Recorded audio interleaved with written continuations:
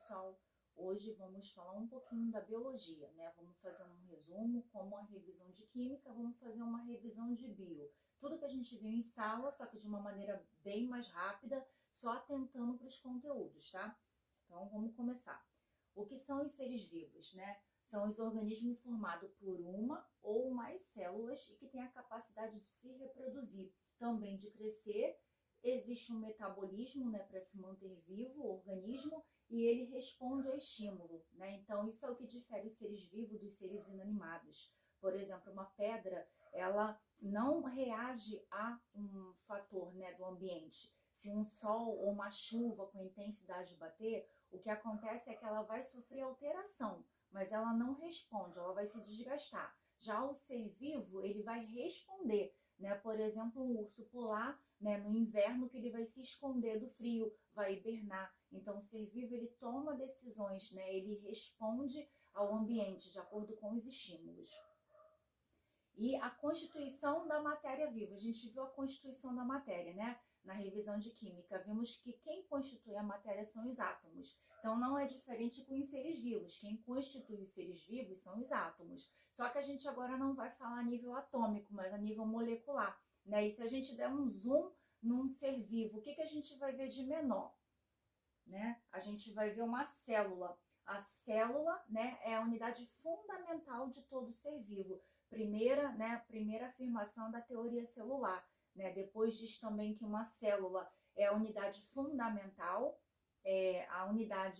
a célula é um, né? A gente vai lembrar um pouquinho da teoria que não está aqui, que agora que eu lembrei. A primeira, né, afirmação vai dizer que todo ser vivo é composto de célula. A segunda, né, vai falar da unidade fundamental, significa dizer que tudo que acontece no ser vivo acontece a nível de célula. A nutrição, a respiração, seja qual for o metabolismo, não acontece no tecido, acontece no tecido, mas a nível da célula, é dentro da célula. E a terceira afirmação, né, da teoria celular vai dizer que uma célula, ela precisa vir de uma célula pré-existente. Então, não tem como uma célula surgir do nada, né? Uma célula sempre vem de uma outra que já existe antes dela.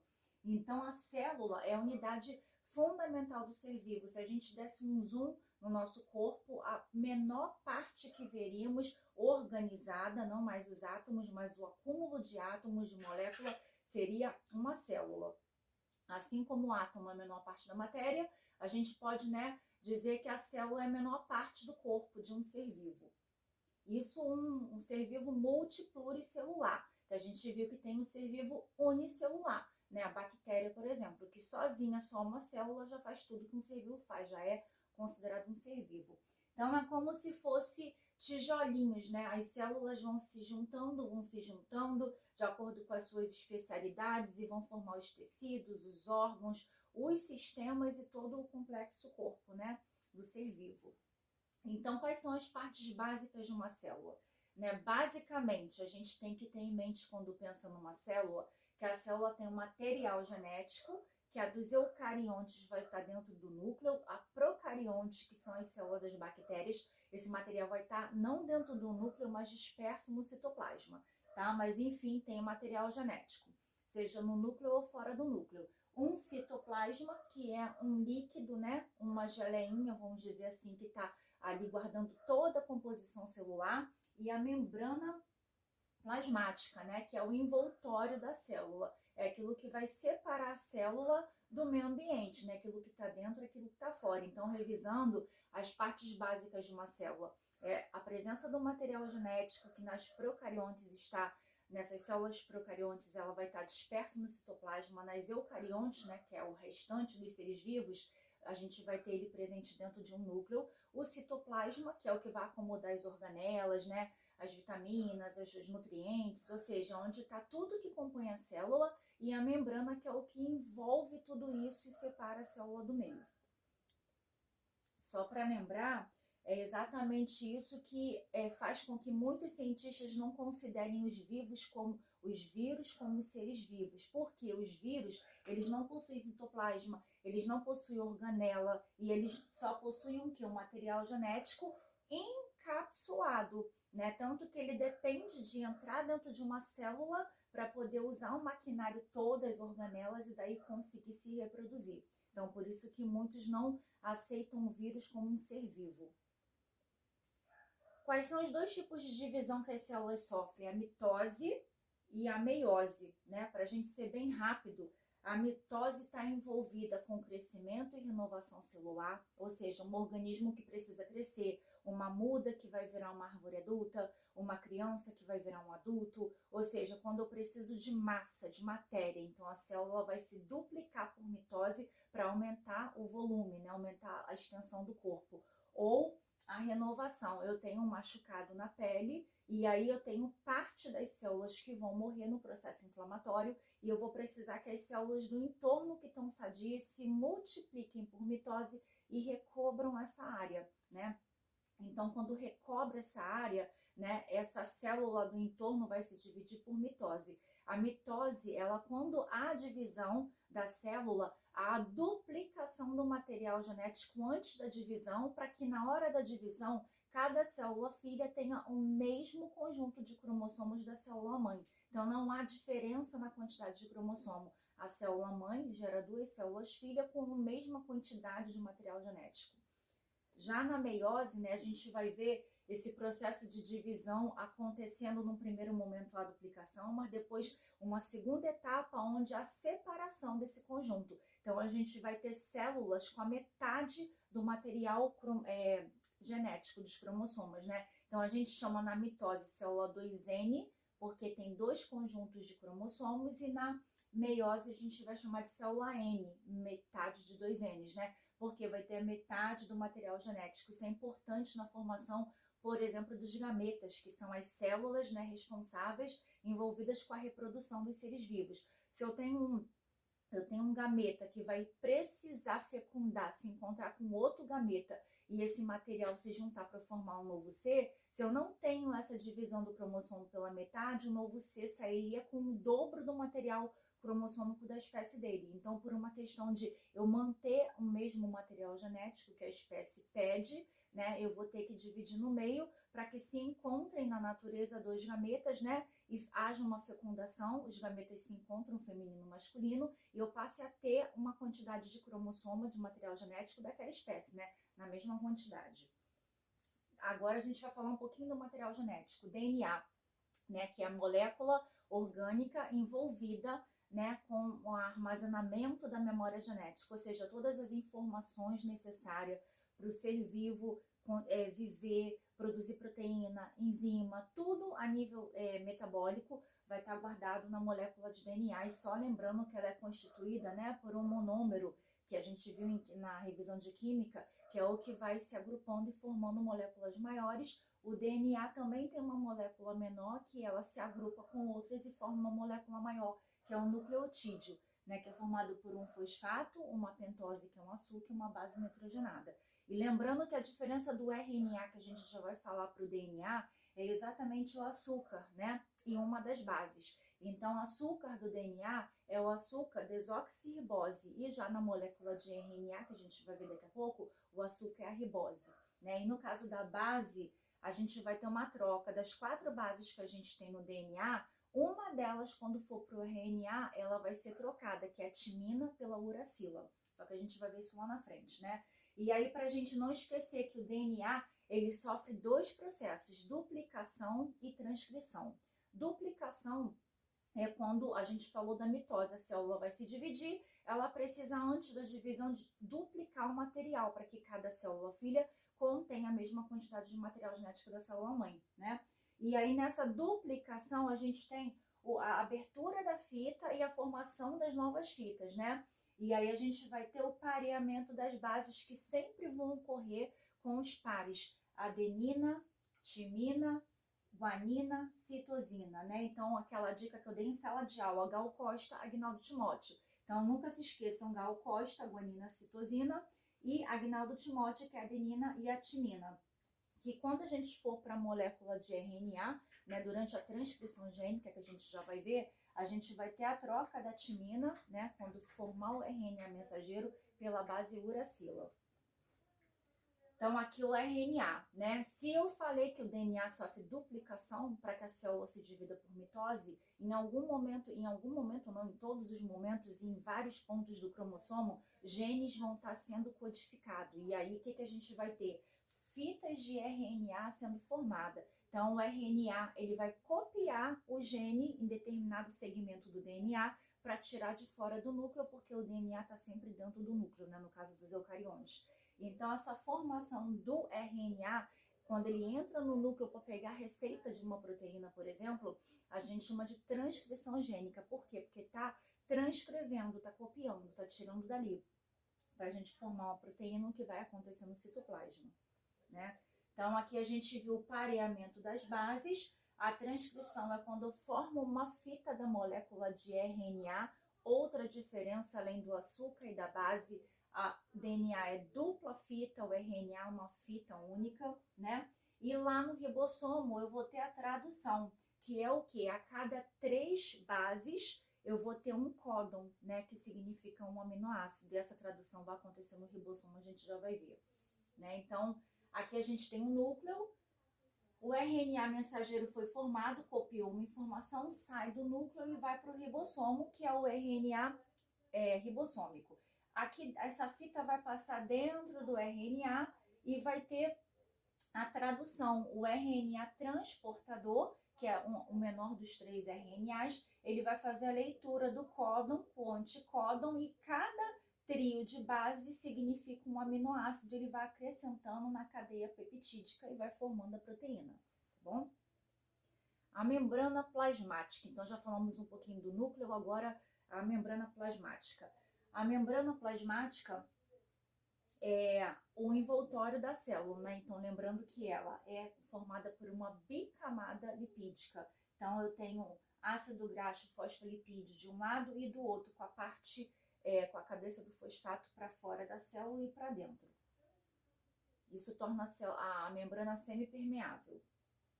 Temos proteínas também.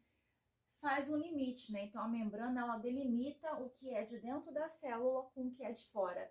Só que dentro dessa membrana, né, por ela é semipermeável, também se passam substâncias. Ela não é impermeável, senão não teria como ter metabolismo. Não teria como o açúcar que eu como entrar dentro da célula para ser digerido, né? Então, para ser trabalhado na respiração celular.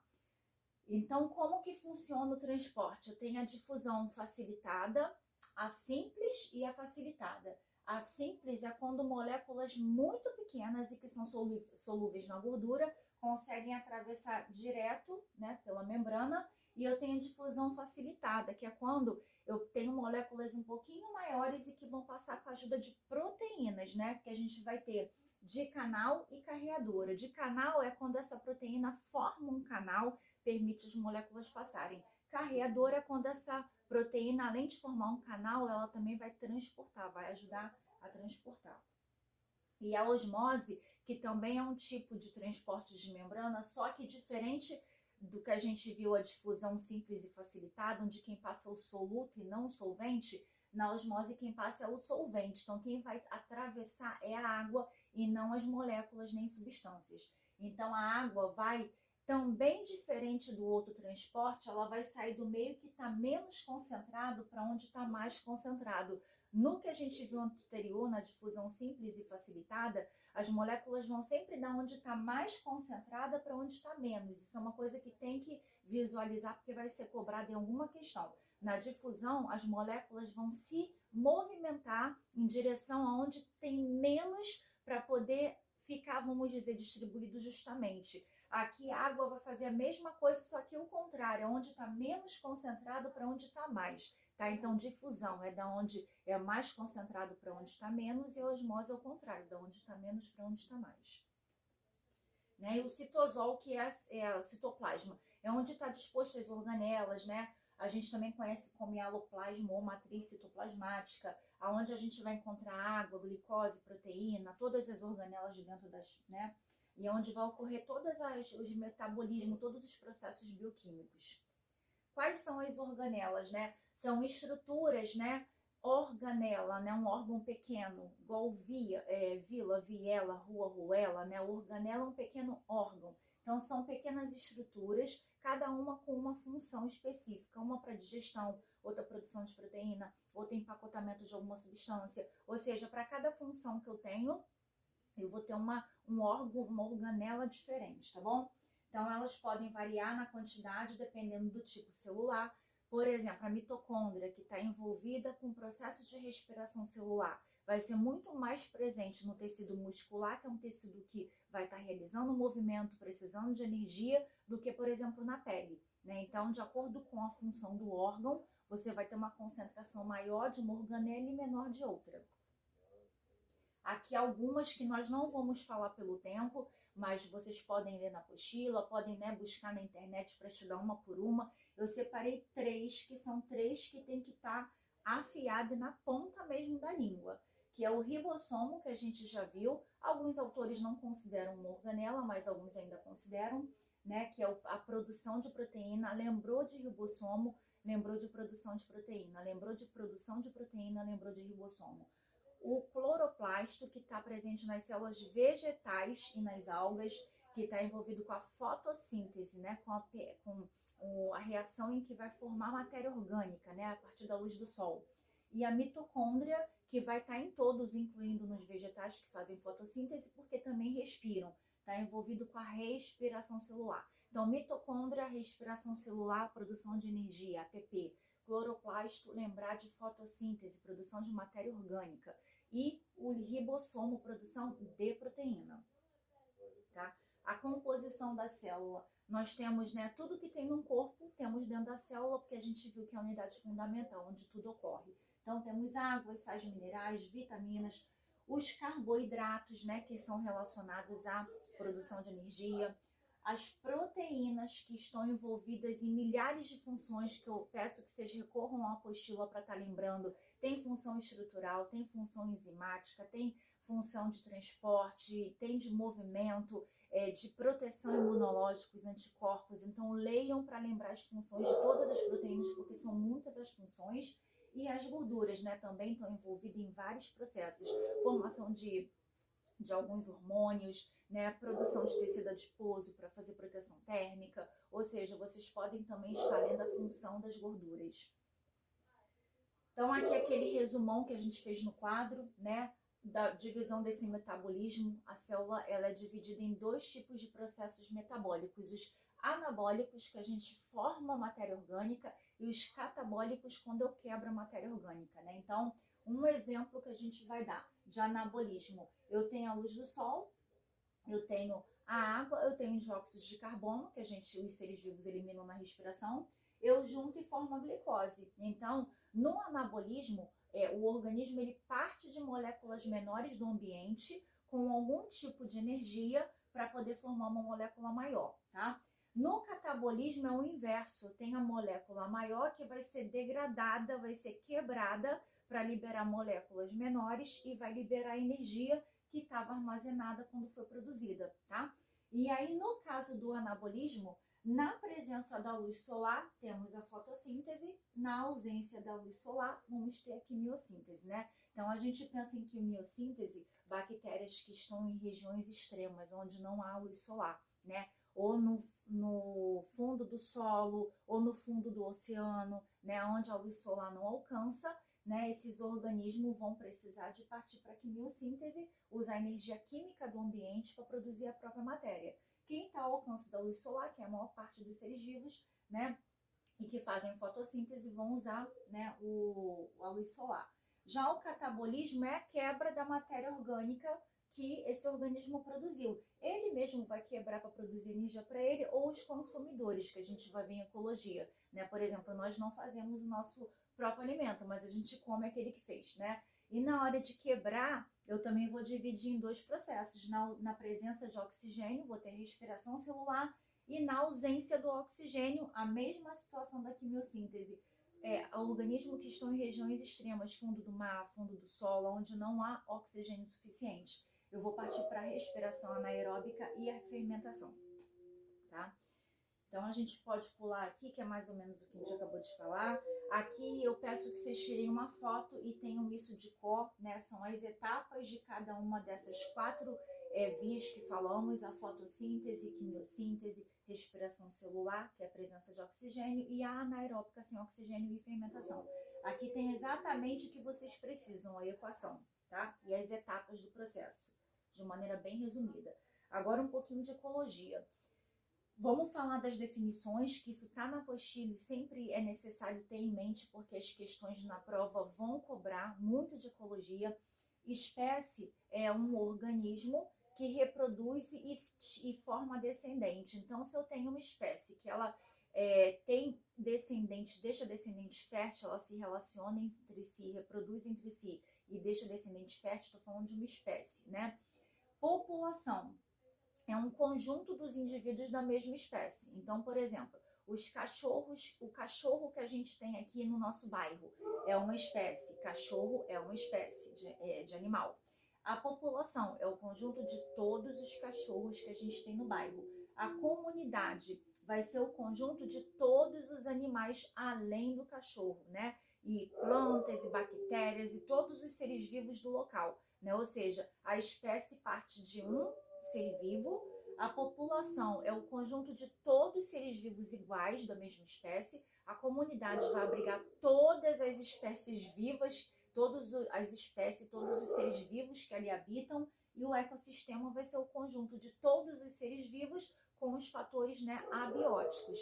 Porque até a comunidade, espécie, população, comunidade, estamos falando de fatores bióticos, fatores que têm vida, seres vivos. Quando eu falo em fator abiótico, A é negação. Então, aqui não tem vida. Seria o clima, a altitude, né, se é frio, se é quente, a água, vento, aqueles fatores que estão ali que não fazem parte dos seres vivos, né? Mas estão se relacionando, né? Biosfera é o conjunto de todos os ecossistemas. O habitat é o local em que a espécie vive e o nicho ecológico é a função dele no ambiente, né? Então, de acordo com a alimentação, com a caça, o hábito dele ser noturno, diurno, então todo o comportamento da espécie ele vai influenciar onde ele, né, onde ele está, no habitat dele, e vai contribuir para alguma coisa naquele ambiente, né? Então, por exemplo, as minhocas, o comportamento das minhocas, né, por consequência, acaba abrindo espaços no solo para entrar oxigênio. Então, seria o nicho. O habitat é o solo, o nicho é a areação, né? É aquela função que ela tem de aerar. E a cadeia, que é muito importante a gente entender, que temos os produtores, que são né, as plantas, os vegetais, as algas no mar, que vão produzir a matéria orgânica através da fotossíntese. E a partir da matéria orgânica, a gente tem os consumidores, os que não produzem. E aí a gente vai ter o consumidor primário, como aquele que primeiramente comeu a matéria. Secundário, aquele consumidor que comeu a matéria.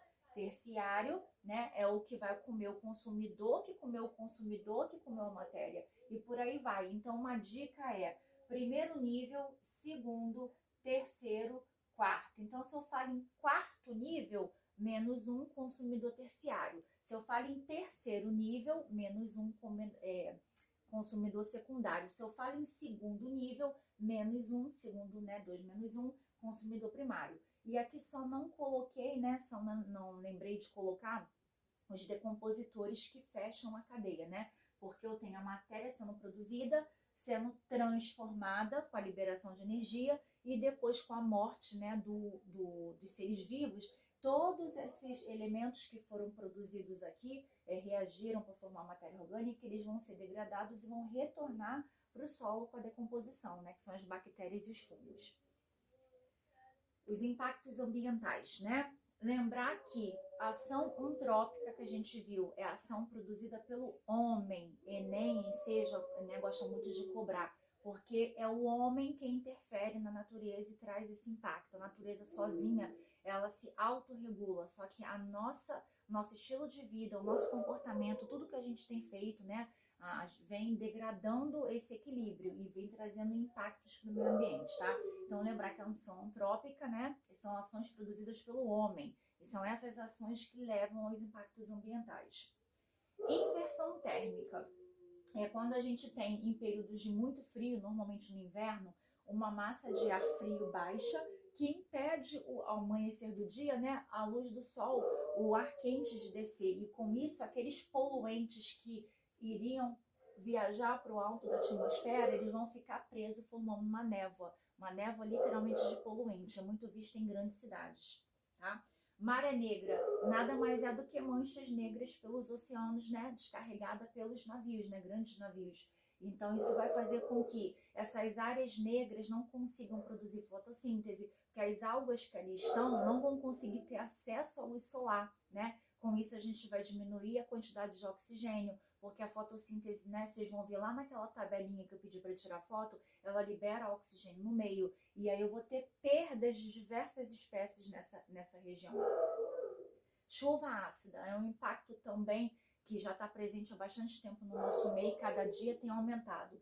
É quando eu tenho a nossa chuva, né, a chuva que cai, ela tem um pH, né, de 5,6, que se a gente lembrar da escala, um pH ligeiramente ácido, né, que 7 é um neutro. Então esse é o pH natural da chuva, por conta do ácido carbônico, né, que é a reação que acontece entre o H2O, a água da chuva, e o CO2, que é o dióxido de carbono. Então eu tenho a formação do ácido carbônico. Por conta dessa formação, eu tenho um pH ligeiramente ácido, que não é prejudicial.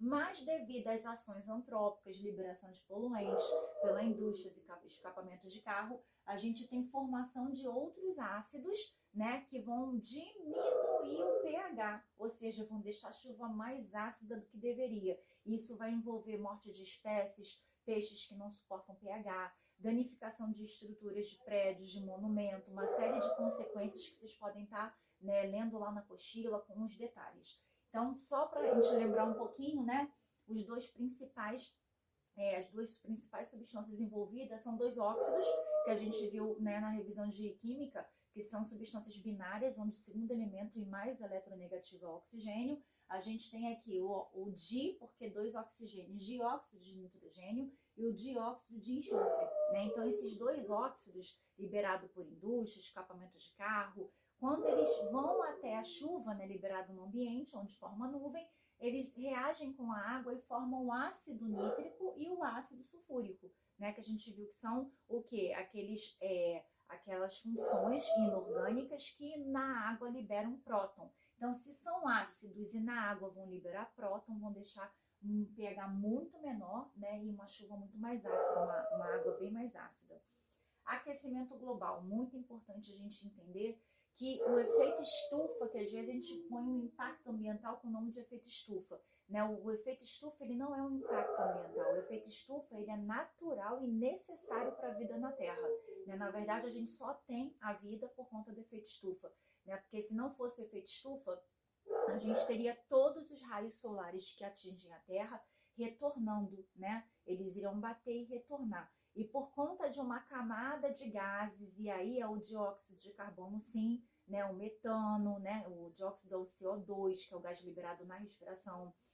O metano é o liberado, né, que eu sempre falo, eliminado pela pecuária. Então os bois, as vacas, eles eliminam, né, através dos gases. Então, esses gases, eles retêm um pouco do calor. Então, para que forme uma estufa, literalmente, aqui, né, nas camadas mais baixas e seja possível a vida. Só que o excesso desses gases, e aí tem que ter esses nomes, dióxido de carbono e metano, né? O dióxido de carbono a gente vai ter por conta da respiração e principalmente por conta do desmatamento, porque a fotossíntese, né, a planta usa o dióxido de carbono para crescer, para produzir o próprio alimento. Então, se eu não desmato, eu vou ter o consumo desse dióxido de carbono que os animais, né, liberam, que a vegetação libera. Como a gente tem desmatado muito, o homem tem desmatado a cada dia mais, a gente tem menos, né, fotossíntese, tem menos vegetação para consumir esse CO2. Sem contar que é liberado, né, também pelas indústrias, escapamento, aí tem o CO, que é o monóxido de carbono, e aí eu tenho o metano que cresce a cada dia mais com a pecuária. O que a gente vê principalmente no Cerrado brasileiro, né, que é um bioma que é muito cobrado, Cerrado, a gente nem vai falar dos biomas pelo tempo, é retirada de vegetação para instalação de pecuária. Então eu faço duas coisas, eu tiro aquele local, a cobertura vegetal que absorve o dióxido de carbono, e eu imponho, né, uma atividade pecuarista que vai liberar o gás. Então, na verdade, a gente aumenta cada dia mais no planeta a liberação de gases que causam o efeito estufa, e cada dia mais a gente consome, cada dia menos a gente consome esses gases. Então, o que acontece? O efeito estufa está ficando fora do controle, muito além do que a gente precisava, que é o aquecimento global. Também peço que vocês vão ler as consequências por conta do tempo do vídeo, que é curto, tá? A destruição da camada de ozônio. A gente tem aqui mais ou menos na região da estratosfera um acúmulo de gases de ozônio, que é o O3. A gente tem o oxigênio, que é o gás que a gente respira, que é o O2, e com os raios que vêm, né, do espaço, do Sol, eles atingem e vão dividindo o O2, ele se separa e se junta com uma molécula de O2 e forma o O3. Né? E o acúmulo desse é uma fininha camada, uma frágil camada de ozônio. A gente tem a proteção da radiação ultravioleta, uma das radiações do Sol que é cancerígena para nós, né, seres vivos. Então, a camada de ozônio, ela envolve todo o planeta, né, mais ou menos nessa altura, assim, na estratosfera, e ela vai fazer uma proteção da radiação, não é do raio, é da radiação ultravioleta, que é cancerígena, ela filtra para que não entre tudo que vem do Sol, né? A destruição é justamente quando a gente tem a perda dessa camada. Então, só para a gente ter uma ideia, né, aqui tem a comparação como estava. Se a gente pegar, então, o século passado, né, é muito menor, que a gente não tem foto da época. E como está ficando. Então, a gente está abrindo, né, literalmente abrindo esse buraco na camada de ozônio. Tá? E o principal gás é o clorofluorcarbono, o CFC, tá? Que é os que estão em repelentes, propelentes de aerossóis, que são os desodorantes, gás refrigerador gás de refrigeração, né, de todos os tipos de refrigeradores, tem sido trocado, mas ainda é muito utilizado. O cloro, né, ele desfaz esse ozônio, quebra essa molécula. A eutrofização ou eutroficação, né, que nada mais é do que a perda da qualidade de uma água natural. Então, os cursos de rios, lagoas, rios, né, principalmente águas paradas, mas isso são todos os corpos d'água, quando eles recebem muito dejetos, esgoto doméstico, esgoto da indústria que vem com fertilizante. Então, quando eu recebo muita matéria orgânica, né, num corpo de água, o que acontece? As algas se proliferam muito além do que deveria, porque eu tenho excesso de fósforo e nitrogênio. E daí o que acontece? Elas dão uma cobertura de alga tão grande, tão além do que pode, que impede o oxigênio de entrar e diluir na água. Então, a gente vai ter perda de várias espécies, porque ali eu vou perder a diversidade. Em vez de eu ter um pouquinho de cada espécie, eu vou ter somente uma predominando, que são as algas, né? Então, isso é um impacto, porque eu quebro toda a cadeia, né? Eu tiro todos aquelas outras espécies que ali vivem e coabitam de maneira harmônica. Então, assim como no buraco de ozônio, eu preciso lembrar do CFC, no efeito estufa, eu preciso lembrar do dióxido de carbono, do metano, eu preciso na eutrofização lembrar do fósforo e nitrogênio, que é o excesso desses dois nutrientes que fazem com que as algas se proliferem numa velocidade muito maior do que deveria. Magnificação trófica. O nome não é muito bonito, mas é simples de entender. É o acúmulo ao longo da cadeia de metais pesados. Então, aqui a gente tem o exemplo do DDT, que é um pesticida, né? Ele acumula na água, vai acumular na alga, vai acumular no peixe que come a alga, vai acumular no peixe maior que come o peixe menor. Ou seja, a cada vez que a cadeia vai subindo, consumidor primário, secundário, terciário, eu vou acumulando. Então, eu pego o DDT que está, né, esse pesticida que está na alga, ele vai entrar num peixe pequeno, que o peixe pequeno vai comer a alga, então vai acumular o pesticida que já está na alga com o pesticida que está no peixe pequeno.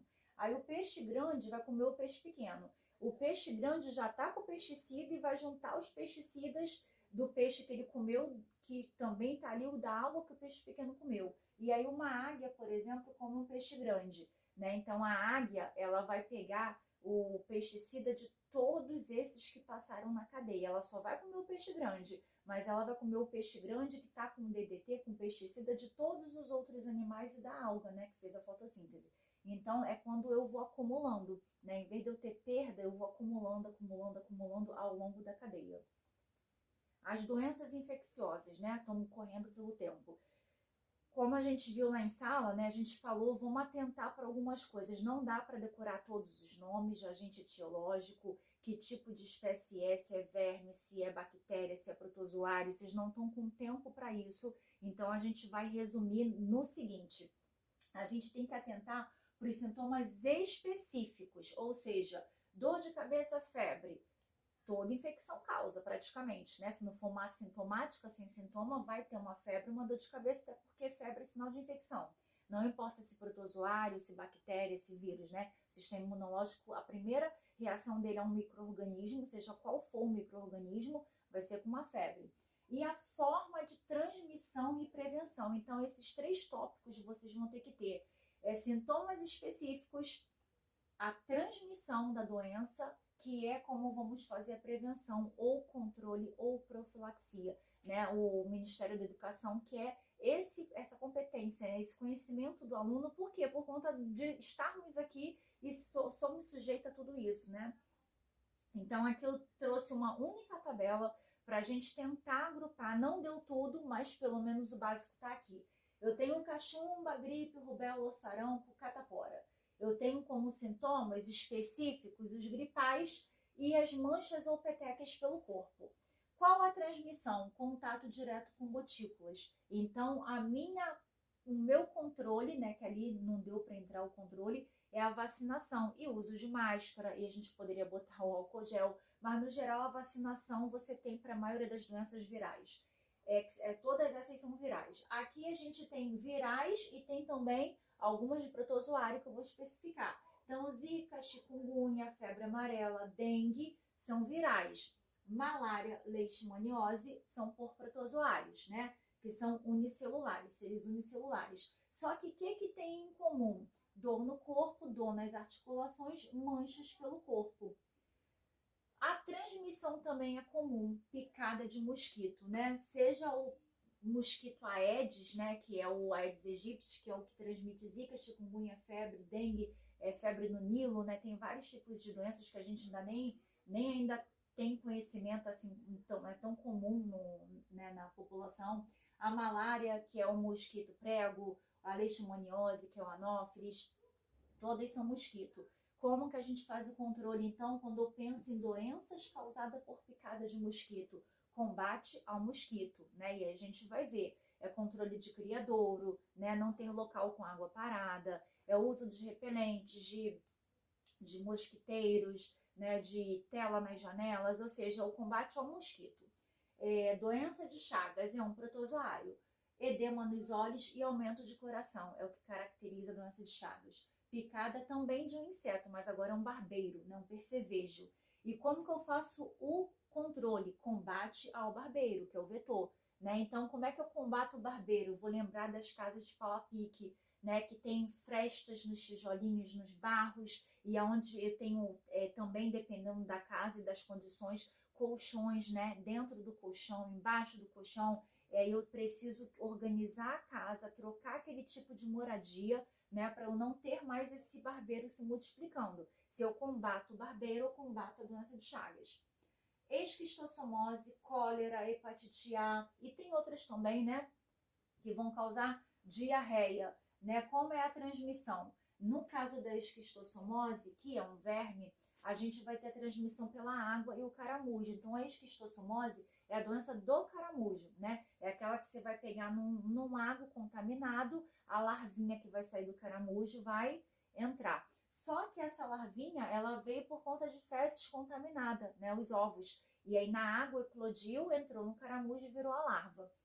A cólera e a hepatite A, né? Então, no geral, causam diarreia. A esquistossomose vai causar a barriga d'água, né? E como é que é a transmissão? No caso da esquistossomose, é o contato com a água, assim como a leptospirose, que é uma bactéria, né? Eu acho que eu nem coloquei aqui a leptospirose, que também é uma bactéria. A gente pega, no caso da leptospirose, na água contaminada com esgoto por conta da urina de rato, né? A esquistossomose já é água de lagoa com caramujo, que é o vetor que transmite. Como que seria o controle, né? Que eu deixei em branco porque não é uma coisa única.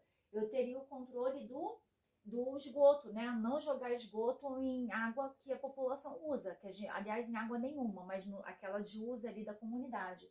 A cólera e a hepatite A seria higiene alimentar, desinfecção da água, né? Então, a gente não comer alimentos sem desinfecção e não ingerir água se não foi tratada. E AIDS, sífilis, gonorreia, tricomoníase, hepatite C e B, né? Tem outras também, só que no geral os sintomas são diversos, mas o que eu foco aqui são as de cunho sexual. Se é de transmissão sexual, eu tenho uso de preservativos, mas também tem as vacinas, né? Então, hepatite B, por exemplo, a gente tem a vacina, né, que se dá desde bebê, que ajuda no controle da hepatite B. Aqui eu tenho as principais bacterianas: botulismo, tétano, febre tifoide, leptospirose, disenteria e verminoses. Aqui eu tenho bacterianas até disenteria e verminose já não é bactéria, são os vermes, né? Peço que olhem também na apostila, porque são muitos e não daria tempo de fazer um vídeo, né, com todos esses detalhes. Sintomas diversos, né? O tétano eu vou ter contração muscular, a leptospirose eu vou ter icterícia, que é a pele amarelada, a disenteria e verminoses, a maioria eu vou ter quadros de diarreia, desnutrição, anemia, né? Porque se eu tô eliminando, não dou tempo do alimento ser absorvido, isso tudo é uma cascata, né? Eu tenho quadro de diarreia, que não melhora, eu vou ter quadro de anemia, né? O botulismo também é bem parecido com tétano. No botulismo, vou pegar, né, em latas amassadas. O tétano, eu pego ele no ambiente, né? Por exemplo, eu posso pegar com um alicate, né? Se o alicate de casa, poeira, o bacilo tetânico está na poeira da casa, né? Então, uma simples poeira no alicate, eu posso pegar o bacilo se eu cortar e penetrar ele, né? Então, os sintomas são diversos, a transmissão também, como a gente viu, né? Mas na maioria das vezes, né, eu vou ter a febre tifoide, a disenteria, as verminoses envolvida com a higiene alimentar, é transmissão oral fecal, né? Eu pego através da mão contaminada de fezes, né? Ou porque uma criança que tem dificuldade de lavar a mão, crianças não gostam de lavar a mão, e daí se enxugou, se limpou, fez a higiene e depois não lavou a mão, foi comer alguma coisa e introduziu. Então, oral fecal, né? Oral boca, fecal fezes. E pode também com esses dejetos, as fezes, que foi um esgoto jogado num lugar que contaminou e eu bebo a água, ou como um alimento que foi cuidado com aquela água, né, contaminada. Por isso a importância da desinfecção. Então, para a gente encerrar, né, o que tem que lembrar nas doenças? As que são orais fecais, que a transmissão vem pela falta de higiene, pela questão, né, de se contaminar pela boca, lavagem das mãos constante, higienização correta dos alimentos, que não é só água corrente, né, mas os 10 minutinhos, né, num litro da água sanitária diluída, ou hipoclorito de sódio, as vacinações, né, carne crua, que tem a ver com as verminoses, a solitária, né, que a gente pega tanto em carne de boi, a Taenium saginata, quanto a de porco, a Taenia solium, né, a gente pega através de carne crua, mal passada, né. Lembrando que a Taenia solium, que é do porco, é a que causa cisticercose, quando partes do corpo dela se soltam no intestino, né, os cisticercos, e entram adentro no tecido cerebral, causam quadros de convulsões também. Aqui o alicate, né, para lembrar do tétano. Quando se fala em mosquito, pensar em proteção do mosquito, sim, uso de telas, mosquiteiros, repelentes, mas para encerrar, né, o principal combate ao vetor. No caso, no mosquito, eu vou ter o controle da doença. Eu não preciso ter mosquitos sendo criados pela população para tentar matar os mosquitos, né? Até porque, por exemplo, os repelentes e esses carros que passam nos municípios, eu acabo também matando outras espécies e não só o mosquito que eu quero que ele morra. Então, o ideal é tentar se livrar do mosquito, sim, né? Com o uso de repelente, mosquiteiro, isso sempre vai cair em prova, mas principalmente combate ao criadouro, não ter criadouro para não ter esses mosquitos, tá? Então, pessoal, é isso, o conteúdo é muito grande, me perdoem por eu falar rápido, eu queria abordar, né, tudo que a gente viu, mas recorram à apostila e vejam os detalhes de tudo que a gente falou aqui, tá? E boa prova para todo mundo no domingo.